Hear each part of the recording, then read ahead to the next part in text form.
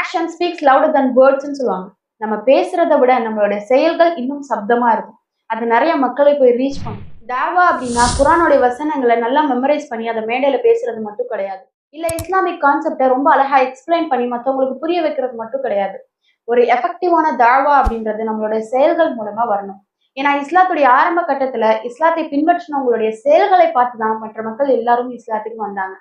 நம்ம எந்த ஒரு வேலையில வேணா இருக்கலாம், நம்ம எந்த ஒரு நிலையில வேணா இருக்கலாம். ஆனா அல்லாஹையும் அல்லாஹுடைய கட்டளைகளும் நம்ம பின்பற்றும் போது நம்ம அழகிய செயல்களை செய்ய ஆரம்பிப்போம். ஏன்னா இஸ்லாம் அழகானது. அப்படி செய்யும் போது இன்னொரு மனிதர் பார்த்து இஸ்லாம் இவ்வளவு அழகானதான்னு கேட்டு இஸ்லாத்தை பத்தி தெரிஞ்சுக்க முற்படுறாங்க அப்படின்னா அதுதான் ஒரு எஃபெக்டிவான தாவா. சோ என்னுடைய செயல்கள் மூலமா ஒருத்தவங்க இஸ்லாத்தை பத்தி தெரிஞ்சுக்கணும்னு நினைக்கிறாங்க அப்படின்னா அதுதான் நம்ம செய்யக்கூடிய தாவா.